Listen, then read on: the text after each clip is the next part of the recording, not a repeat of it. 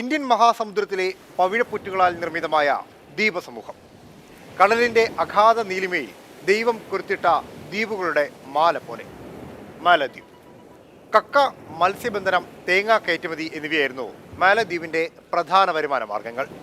ഇന്ത്യയുമായി ചരിത്രപരമായി തന്നെ ബന്ധമുള്ള ദ്വീപുകളാണ്. പിന്നീട് ബ്രിട്ടീഷ് കോളനിയായി. 1965 സ്വതന്ത്രമായ ശേഷം ഇന്ത്യൻ സഹായത്തോടു കൂടിയാണ് ഈ ദ്വീപ് സമൂഹം മുന്നോട്ട് പോകാൻ ആരംഭിച്ചത്. 80കളിലും 90കളിലും നടന്ന സൈനിക അട്ടിമറികളെയും കൊട്ടാര വിപ്ലവങ്ങളെയും അതിജീവിച്ചതും ഇന്ത്യൻ സേനയുടെ സഹായത്തോടു കൂടിയായിരുന്നു. 1972ഓടെ മാലിക്കാർ ടൂറിസം മേഖലയിലെ സാധ്യതകൾ കണ്ടെത്താൻ തുടങ്ങി.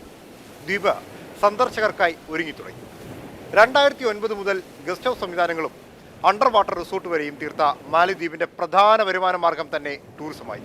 എന്നാൽ കഴിഞ്ഞ നവംബറിൽ ചൈനീസ് പക്ഷപതിയായിരുന്ന മുഹമ്മദ് മുയിസു പ്രസിഡന്റായി തിരഞ്ഞെടുക്കപ്പെട്ടു. ഇന്ത്യയുമായി ഒരകലം, ചൈനയോട് സൗഹൃദം.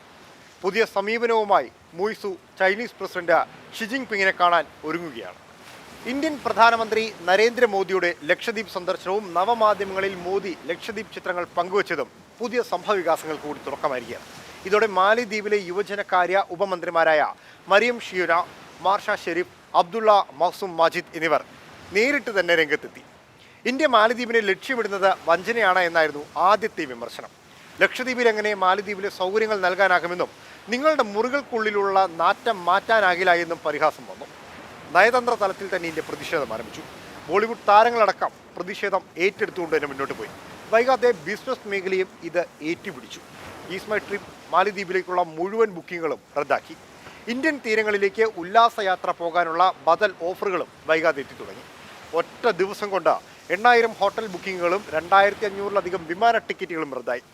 വർഷത്തിൽ 7 കോടിയിലേറെ പേരാണ് മാലദ്വീപിലെ ടൂറിസ്റ്റുകളായി വരുന്നത്. യൂറോപ്യൻ മേഖല കഴിഞ്ഞാൽ ചൈനയും ഇന്ത്യയും തന്നെയാണ് ഇതിൽ പ്രധാനികൾ. 2,15,000-ലേറെയാണ് ഇന്ത്യക്കാർ മാലദ്വീപിൽ ടൂറിസ്റ്റുകളായി പോകുന്നത്. ഇന്ത്യയുടെ അപ്രഖ്യാപിത ഉപരോധം പോലും മാലദ്വീപിന്റെ സമ്പദ് വ്യവസ്ഥയെ കുത്തുപാളയിടിപ്പിക്കും എന്നവർ തിരിച്ചറിഞ്ഞു. ഈ തിരിച്ചറിവ് തന്നെയാണ് 3 മന്ത്രിമാരോടും രാജിവെക്കാൻ മാലദ്വീപ് സർക്കാർ ആവശ്യപ്പെടാൻ കാരണവും. മന്ത്രിമാരുടെ നിലപാട് ഔദ്യോഗികമല്ല എന്ന് മാലദ്വീപ് തന്നെ വ്യക്തമാക്കുന്നുണ്ട്.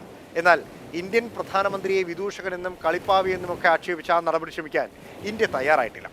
മാലദ്വീപ് നയതന്ത്ര ഉദ്യോഗസ്ഥനോട് വിളിച്ചു വരുത്തി അതൃപ്തി അറിയിച്ചിരിക്കുകയാണ് ഇന്ത്യൻ വിദേശ മന്ത്രാലയം.